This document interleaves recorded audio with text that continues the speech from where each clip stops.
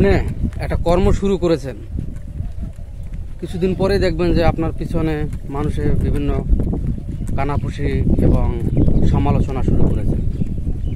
তখনই আপনি বুঝতে পারবেন যে আপনি হয়তোবা সফলতার এক ধাপ এগিয়ে গেছেন। আর সেই কানাপুষিতে যদি মনে করেন আপনি থমকে যান, দমড়ে যান, মুচকে যান, তাইলে আপনি হেরে গেছেন। কারণ আপনার বুঝতে হবে এই সমালোচনা আপনার জন্য সমালোচনা না, আপনার জন্য অনুপ্রেরণা। কারণ প্রতিটা মানুষের অনুপ্রেরণা প্রয়োজন আছে। কারণ যখন আপনি মনে করেন যে কোনো একটা কর্ম নিয়ে নামবেন, দেখবেন পিছন থেকে মানুষ আপনাকে টানিয়ে হেসড়ে আপনাকে পূর্বের জায়গায় নিয়ে আসার চেষ্টা করবে। কারণ সেই মানুষগুলো বুঝতে পারতেছে যে আপনি সফলতার দিকে এগিয়ে যাচ্ছেন, তখন আপনাকে নিয়ে বিভিন্ন সমালোচনা শুরু করবে। আর এই সমালোচনাকে আপনার জয় করতে হবে। এই সমালোচনাকে আপনাকে অনুপ্রেরণা হিসাবে নিতে হবে। তাইলে দেখবেন যে একদিন ইনশাআল্লাহ আপনার সফলতার সঠিক কুটিরে গিয়ে দাঁড়াতে পারবেন। প্রতিটা মানুষই চায় যে তার লক্ষ্যে পৌঁছার জন্য। কেউ কারো কথা শুনে, সমালোচনা শুনে থেমে যায়, কেউ বা এই সমালোচনাকে অনুপ্রেরণা হিসাবে নেয়।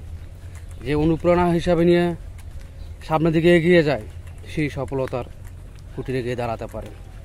আর সাফল্য আসবেই যদি আপনি সততা এবং সৎ ইচ্ছে নিয়ে শুরু করেন।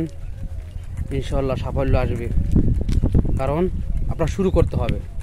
এই শুরু করাটার শুরুতেই দেখবেন যে আপনার পিছনে এরকম আজকালকার সমাজে অনেক মানুষ আছে, বিভিন্ন সমালোচনা শুরু করবে। ঠিক আছে, এই সমালোচনাকে আপনাকে অনুপ্রেরণা হিসাবে নিতে হবে। অনুপ্রেরণা হিসাবে নিয়ে আপনি আপনার সঠিক লক্ষ্যে পৌঁছে একদিন সেই সমালোচনা করা সেই মানুষদেরকেই আপনি দেখিয়ে দেবেন। আর যদি আপনি থেমে যান, তাহলে মনে করবেন গিয়া আপনি হেরে গেছেন। আপনি কখনোই সাফল্য আনতে পারবেন না। সাফল্য আনতে হইলে আপনাকে বিভিন্ন মানুষের বিভিন্ন পরিস্থিতির মোকাবেলা করতে হবে। আর এই মোকাবেলা করে যে এগিয়ে যায়, সেই হচ্ছে সাফল্যের জায়গায় পৌঁছিয়ে যায় এবং তার লক্ষ্যে পৌঁছিয়ে যায়। আর লক্ষ্যে পৌঁছতে হইলে আপনার বিভিন্ন পরিস্থিতির শিকার হতে হবে।